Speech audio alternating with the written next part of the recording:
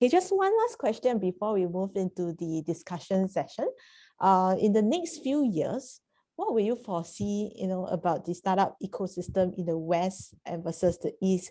Maybe you can talk a little bit about, what's the current situation and how do we see the startup ecosystem will happen?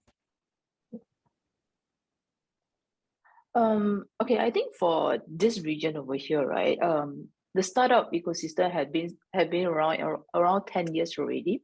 So a lot of startup in the 2010 have, I would say, some have died. Okay, the much more better one have survived. Okay, and they are looking at international scaling. Okay, because they already most probably have conquered different markets already. So they might be looking at entering into international. So that is where we see the flow of both the company and startup from the both sides entering to each of their markets itself. Okay, this is one thing. Second thing that we noticed is because, to be very honest, of pandemic, a lot of things that we thought cannot be done is able to do it right now. So I think in the past, especially from the Asia context, we always talk about, oh, in order to close a deal or to have certain partnership, we have to fly in to meet face to face, to kneel down on certain things and all these things. But for maybe, I mean, right now it's slightly better, but in the past 2 years, right, during certain ups, right, that is like restriction that we can't fly in all these things. So business as usual, you still have to actually find certain ways to actually close certain deal or certain partnership.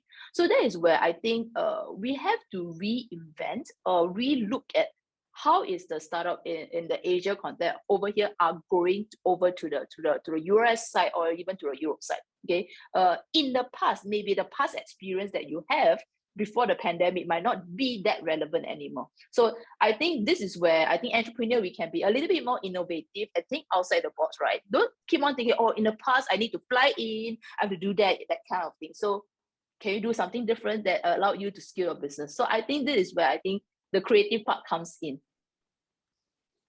I think the things that are going to end up happening, especially in the East and West, the things that I'm observing here in the West as well, is that it's not the crazy valuations that we used to have before, which people are getting these tens of hundreds of millions of investment dollars getting put into the company, even before they have their MVP. That is not happening the way that it used to be anymore. So they are taking a look at the failures. They've seen what ends up happening, and they're going, we thought that these were going to be unicorns. They were unicorns. And then once they go into their IPO status, it goes like that. It just ends up blowing on everybody's faces. So I think there's tons of money here still. Trust me, I'm right across the river from Manhattan here to be able to do funding. So the West is really taking a look at, are you going to be profitable? Can you grow? We're seeing that happen a lot. Lots of companies that are going into scaling are looking at, whether they're going to be profitable. Very popular thing here in the West is a SPAC, which is basically doing an IPO when you have an established company purchasing a growing company or startup to be able to do an IPO on the stock market. So that's extremely popular, especially last year and this year when all of the things are happening. I think in the East, there's a big drive because China was putting a lot of money into the startup ecosystem. That is now beginning to dry up. So lots of companies, especially from the West, are beginning to go into the East area and especially Southeast Asia. So that was part of the motivation for Gradient, and one of the reasons why I created the fund was because there are tons of funds that are beginning to go into Southeast Asia, but they don't have any expertise or even people on the ground to be able to help them out to go to scale companies. So you'll see an influx somewhat of cash, but at the same time too, what needs to happen is that you need that scalability aspect, and that is kind of lacking. How to be able to expand outside of the footprint of Southeast Asia.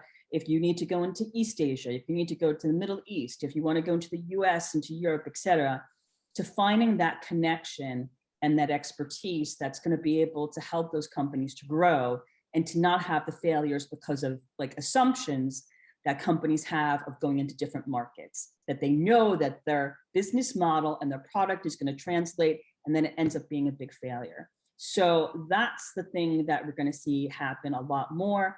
I personally, because I have a personal interest as well, is I'd love to see more unicorns come out of Southeast Asia. And that was the motivation for us to do Gradient, is because I think it's very ripe for Southeast Asian companies to be able to become what we call born globals, essentially, that they are international from day one.